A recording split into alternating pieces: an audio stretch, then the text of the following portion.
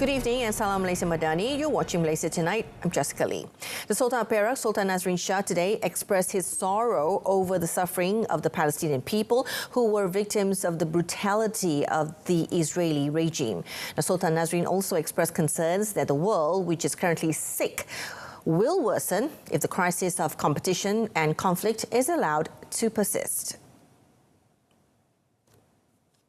He said it is profoundly disheartening to bear witness to the immense suffering endured by Palestinians as a consequence of the harsh actions of the Israeli Zionist regime, actions that defy comprehension within the bounds of human compassion.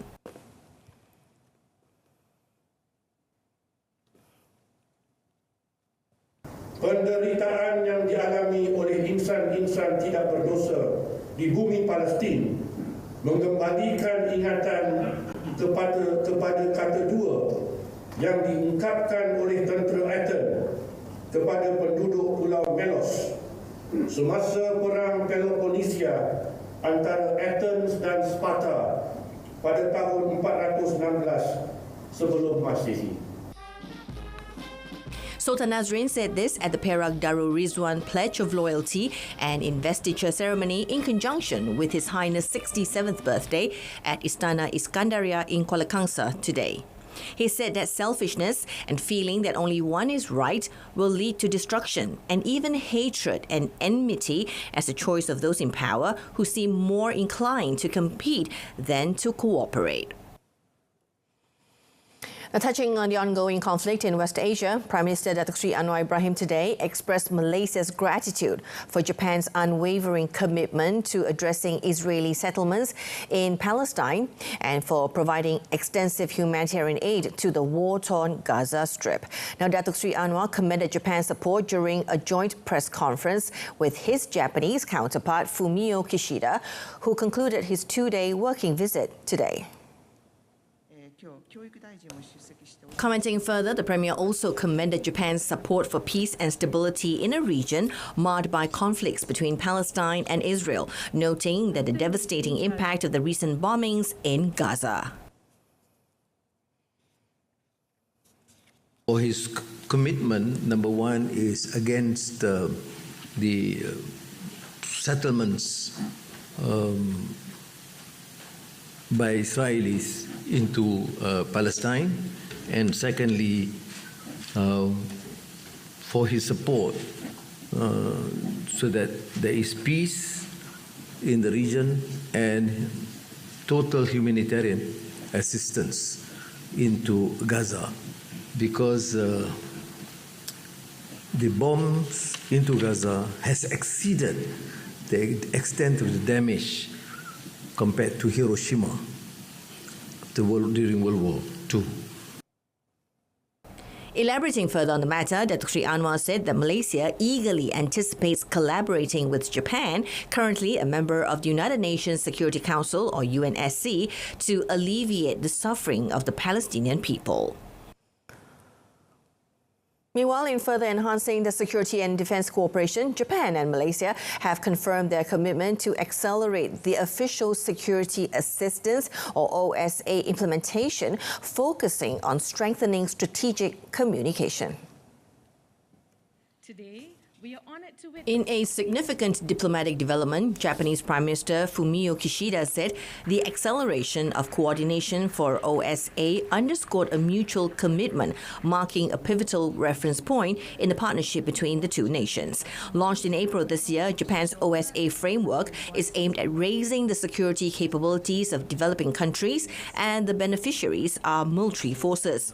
The new OSA framework, first announced in last December's revised national security strategy, was initially aimed to provide equipment, supplies and infrastructure development assistance to partner countries, mostly in the Asia-Pacific.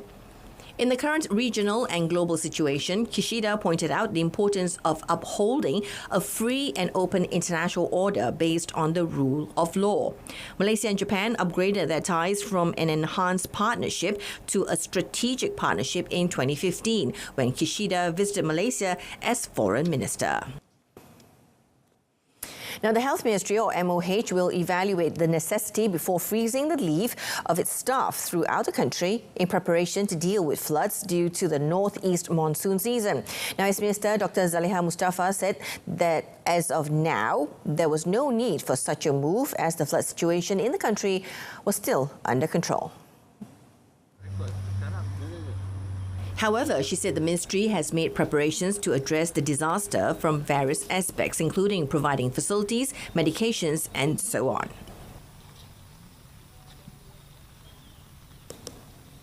Setakat ini kita memantau, tapi kita memang memberi orang kata alert lah kepada petugas, ya. Kalau misalnya, saya rasa itu memang kebiasaannya kalau kita tengok daripada meteorologi dan sebagainya, jika ada risiko banjir itu tinggi, atau bukan risiko lah, maksudnya akan berlaku banjir, keperluan itu memang kita biasanya akan bekukan lah. Tapi buat setakat ini, sampai hari ini belum lagi. She said this to reporters when attending the Madani Afiat Mini Carnival at Taman Fajar Hall, Bukit Siput near Segama today.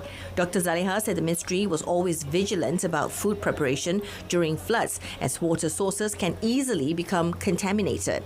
Meanwhile, she said the ministry was concerned about the increasing trends of non-communicable diseases, or NCDs, such as diabetes and hypertension, especially among the youths. Therefore, she said the MOH has taken the initiative to lower the age limit for health screenings from 40 to 18.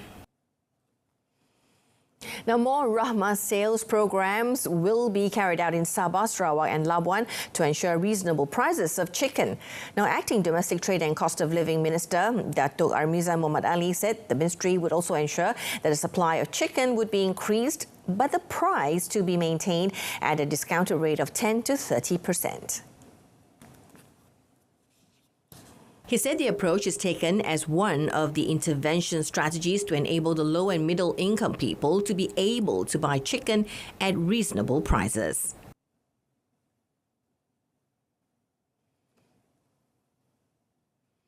Apabila berlakunya ada aduan bahawa di kawasan tertentu harga ayam itu terlalu tinggi, pegawai penguasa kita akan datang semak berapa harga di peringkat peruncit, pemborong dan juga pengeluar, penternak. Kalau didapati ada unsur-unsur pencatutan dinaikkan terlalu tinggi, setelah ditolak, dilihat kos operasi, kos pengeluaran dan sebagainya, maka tindakan akan kita ambil. He said this when met by reporters today after attending a Rahmah sales program at Kampung Kebatu Kabidang in Beaufort, about 100 kilometres from Kota Kinabalu. Dato' Armizan said the program would be focused in areas where chicken prices were reported to be substantially higher. The Human Resources Ministry, or KSM, will conduct nationwide operations following a letter by a migrant rights activist to the Office of the United Nations High Commissioner for Human Rights, or OHCHR, regarding the plight of Bangladeshi workers in Malaysia. Its Minister V. Sivakumar stressed that the move was to ensure that there are no elements as alleged in the letter, including the issue of an unfavourable environment and foreign workers who are allegedly struggling in debt bondage. The minister said he views the matter seriously and at the same time he wants to prevent actions outside of the law. He also noted that he doesn't want any parties involved to repeat things like this, and the ministry also wants to avoid the occurrence of elements of forced labour in this country. Sivakumar was commenting on a local media report about activist Andy Hall, who has written a letter to OHCHR, a body under the UN Human Rights Council, or UNHRC, in Switzerland, alleging that hundreds of Bangladeshi workers are struggling in debt bondage and without jobs in this country. Now, on the issue of Malaysians who are often deceived by job scams abroad, Sivakumar explained that his ministry will continue to provide information to youths to ensure that they do not fall for the empty promises of agents. The Selangor State Government will be distributing Kita Selangor book vouchers worth RM200 each to university students in the state next week, thus fulfilling the 5 promises made during the Selangor state election in August. Selangor Menteri Besar Datuk Seri Amiruddin Syari said it was the last of the 5 offers promised in the Tawaran Kita Selangor manifesto within 100 days of the Selangor state election. Met today, he said the state government under his leadership has already implemented 4 items, namely the working mother incentive amounting to RM1,000 for women, assessment tax exemption, increase in imam, bilal and siak allowances, as well as agricultural incentives of RM1,000. So kita dah fulfill dalam tempoh 100 hari itu kesemua janji kita, dan insyaAllah ini akan menjadi tekad kita untuk meneruskan lagi beberapa perkara yang akan diumumkan daripada masing-masing. In August, the coalition of Pakatan Harapan and Barisan Nasional PHBN Selangor gave assurances on implementing the 5 things promised in the Tawaran Kita Selangor manifesto within 100 days if given a mandate in the Selangor state election on the 12th of August. The combination of the 2 political giants of the country succeeded in forming the state government after winning 34 out of 56 seats in the State Legislative Assembly. Community cooperation and compliance with the Movement Control Order or MCO in the Eastern Sabah Security Zone or ESS Zone waters are essential for ensuring safety in the area. Now, Eastern Sabah Security Command or ESCOM Commander Datuk Victor Sanjo said that ESCOM conducted engagement sessions with the community in the ESS Zone, which resulted in stronger ties between security forces and the locals, thereby improving information gathering about cross-border crimes. Elaborating further on the matter, Dr. Victor added that from January 2021 until 30th of September this year, a total of 45,243 MCO exemption permits were issued, specifically for fishermen conducting fishing activities beyond 3 nautical miles from the coastline. The ESS Zone MCO, previously known as curfew orders, was introduced in 2014 to combat cross-border crimes following the Tanduo tragedy in 2013. On the 16th of October, Inspector General of Police Tan Sri Razaruddin Hussein reportedly said that the Home Ministry, the National Security Council and the Sabah government have agreed to rebrand the dusk to dawn curfew in Eastern Sabah waters as ESS Zone MCO and exclude Tawau from its implementation. Now, following the move, the ESS Zone MCO now only involves the waters of 3 nautical miles in the districts of Sandakan, Semporna, Kunak, Lahad Datu, Beluran and Kinabatangan from 6 p.m. to 6 a.m. effective 17th of October.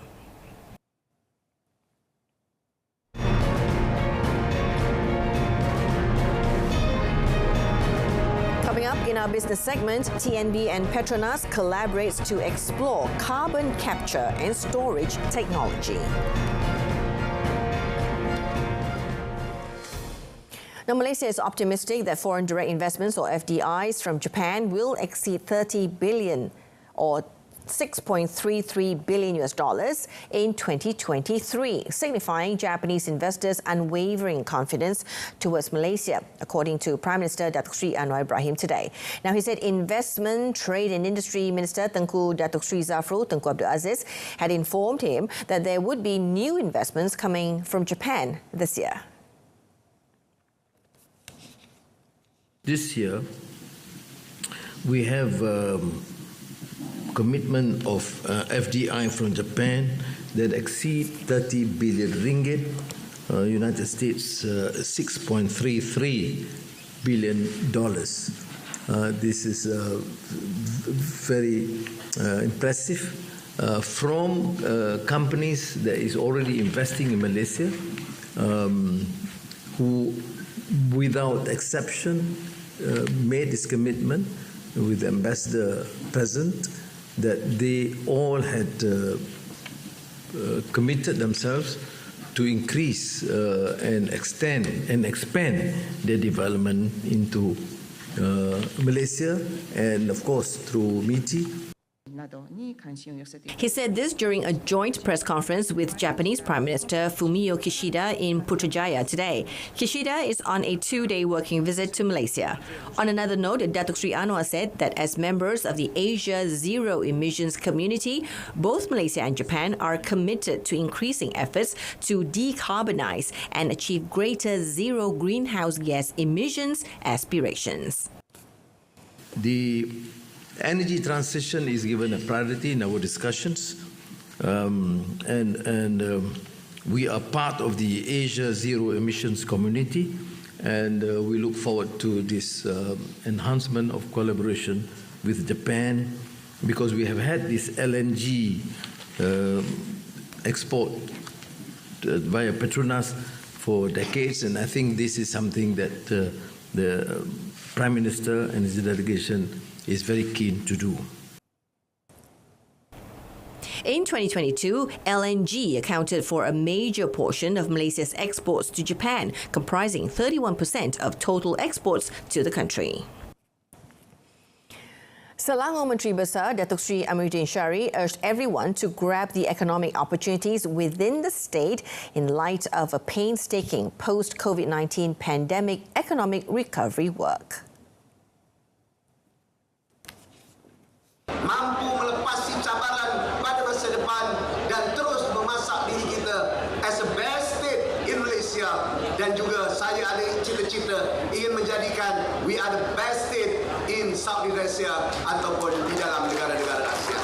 Datuk Sri Amiruddin said existing basic policies, initiatives and programs need to be refined, improved and drafted strategically. Now, this is to ensure that aspects of economics can be integrated by taking into account the various target groups. Labuan Financial Services Authority, or Labuan FSA, is committed to promoting sustainable development through its environmental, social and corporate governance, or ESG, strategic plan, focusing on 2 key components. Labuan FSA Director General Nik Muhammad Din Nik Musa said the first component involves creating an ESG-friendly ecosystem for fundraising, including through the Islamic Digital Asset Centre. The second component aims to enhance ESG awareness and appreciation by developing a sustainability taxonomy in collaboration with key stakeholders. He noted that these stakeholders are developing a sustainability taxonomy to guide Labuan financial institutions in identifying and classifying economic activities contributing to climate change mitigation and adaptation. He added that as the regulatory authority of Labuan International Business and Financial Centre, or Labuan IBFC, Labuan FSA aims to go beyond its regulatory and supervisory roles to ensure a sustainable and resilient financial sector for future growth. The Labuan FSA DG said this recently at the Labuan International Finance Lecture Series 2023 on ESG and sustainability. Now, organised by the Labuan FSA, the Labuan International Finance Lecture Series, the annual event aims to facilitate knowledge sharing on global economic and financial developments and discussions on contemporary issues. Tenaga Nasional Berhad, or TNB, and Petroleum Nasional Berhad, Petronas, have signed a Memorandum of Understanding, MOU, to explore carbon capture and storage, or CCS, technology for gas-fired power plants. In a joint statement, the company said this collaborative endeavour underscores both parties' commitment to Malaysia's National Energy Transition Roadmap, or NETR, in line with the nation's ambition to attain net zero carbon emissions by 2050. They said the NETR identified carbon capture, utilisation and storage as the 6th energy transition lever and outlined a clear path to carbon neutrality, adding that the MOU translated these ambitions into actionable initiatives. TNB President and Chief Executive Officer CEO Datuk Sri Baharudin said the utility company is fully committed to achieving net zero by 2050 and is actively pursuing various initiatives to drive decarbonisation in Malaysia. Meanwhile, Petronas President and Group CEO Tan Sri Tengku Muhammad Taufik Tengku Aziz said the complexity of energy transition is a systemic challenge that requires collaborative efforts with other sectors to achieve the target for carbon neutrality. He said the MOU is a testimony to Petronas and TNB's shared conviction to deliver a pathway to responsibly provide energy security. Now, the ringgit is expected to strengthen further this week between the range of 4.72 and 4.73 against the US dollar. Bank Muamalah Malaysia Berhad's chief economist and head of social finance, Dr. Muhammad Afzanizam Abdul Rashid, said the ringgit has staged further recovery against the US dollar on Friday. And throughout this week, major central banks were seen to have kept their benchmark interest rate unchanged, signaling the rate hike cycle may have peaked. He said the next question is how long the prevailing interest rate will hold and when will the central bank begin to ease the monetary policy.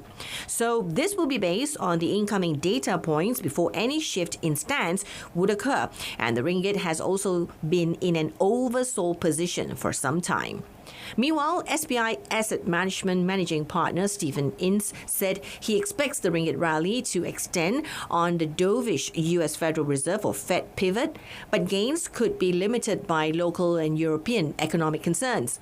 Now, on a Friday-to-Friday basis, the ringgit strengthened against the US dollar a week earlier after BNM kept the OPR unchanged in its last MPC meeting this year. The local unit has also appreciated against most major currencies.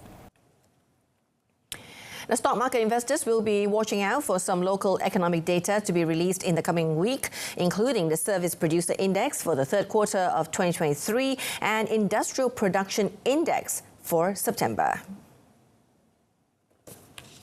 Apex Securities Berhad Head of Research Kenneth Leong said other data due next week are the manufacturing statistics and principal statistics of labour force for September. He also said that with the US interest rates kept unchanged, the markets are expected to be calmer, thus supporting Bursa Malaysia positively. The US Federal Reserve or Fed kept its benchmark interest rates unchanged at 5.25 to 5.5% after its two-day Federal Open Market Committee meeting, which ended on Thursday. Now, looking ahead, Leong said investors will be monitoring companies' quarterly results to be released in phases.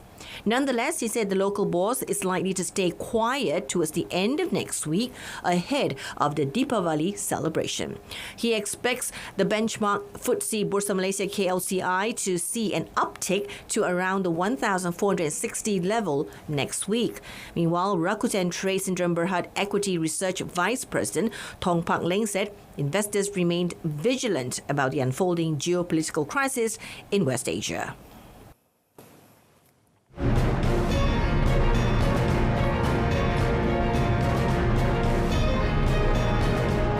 Fierce fighting continues in Gaza. That and more coming up in our foreign segment.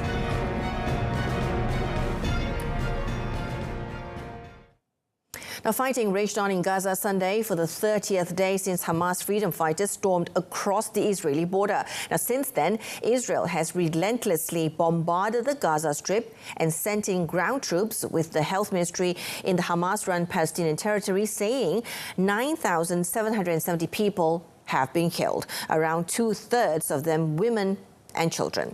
Now, here are key developments the past 24 hours. The Hamas-run health ministry said more than 30 people were killed in an Israeli bombing on the Al-Maghazi refugee camp in central Gaza. An Israeli military spokesperson said they were looking into whether its troops had been operating in the area at the time. Hamas said in a statement that Israel had directly bombed citizens' homes, adding that most of the dead were women and children.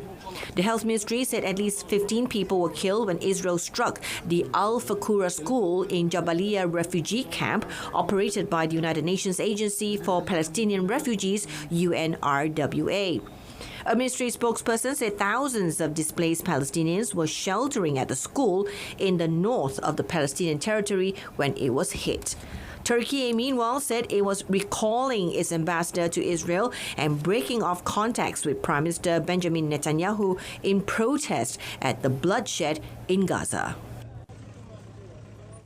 Now, Ghana's ruling NPP party elected the country's Vice President, Mahamudu Bawumia, as their candidate for the 2024 presidential ballot, according to results from primaries released by the Electoral Commission. Great privilege. Ghana is undergoing its worst economic crisis in years, which will be a major electoral issue next year when President Nana Akufo-Addo steps down after 2 terms and an agreement for a $3 billion loan from the International Monetary Fund.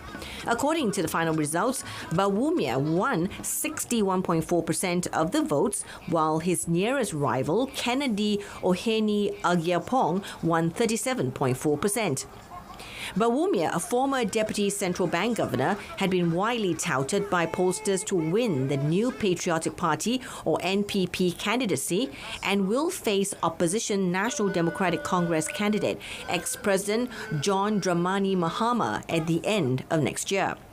Bawumia had already won the first round of NPP voting, and as the first Muslim candidate to lead the ethnic Akan and Southern-dominated party, he had positioned himself to bridge some of Ghana's regional divisions. President Akufo-Addo has led the country since 2017 and will step down after serving the 2 terms allowed by the Constitution. Opposition candidate Mahama lost to Akufo-Addo in the 2016 and 2020 elections.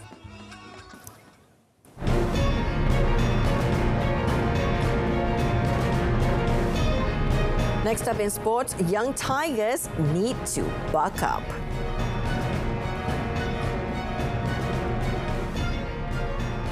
Malaysian Hockey Confederation or MHC President Datuk Sri Subhan Kamal said the Young Tigers performed below par in the 2023 Sultan of Johor Cup or SOJC hockey tournament and need to pull up their socks for the Junior World Cup or JWC in Kuala Lumpur in December. Commenting further on the matter, Datuk Sri Subhan said the squad had to make the best use of the 4 weeks left to the junior meet to rectify their shortcomings that were exposed in the SOJC. He hoped the squad would perk up their spirits at a training camp to be conducted in Kuala Selangor to prepare for the JWC. However, Datuk Sri Subhan is confident that the Young Tigers would rebound as they would be getting the services of Australian penalty corner specialist coach Christopher Ciriello. Elaborating further, he said although the national junior squad finished 7th out of 8 teams in the SOJC, they still gave the top teams in the world a good fight. Now, the Young Tigers lost their first tour matches and beat South Africa 3-2 in the 7th-8th placing match. Now, Germany lifted the SOJC after beating Australia 3-1 in a penalty shootout. India took 3rd place by edging Pakistan 6-5, and Great Britain finished 5th after beating New Zealand 5-3. And that's it for Malaysia Tonight. A reminder of our top story: Malaysia commends Japan's commitment in addressing humanitarian aid to Gaza. Don't forget to tune in to World Today coming up tomorrow at 12:30 p.m. on TV2. Till then, I'm Jessica Lee. From the river to the sea, Palestine will be free. Thank you for joining us.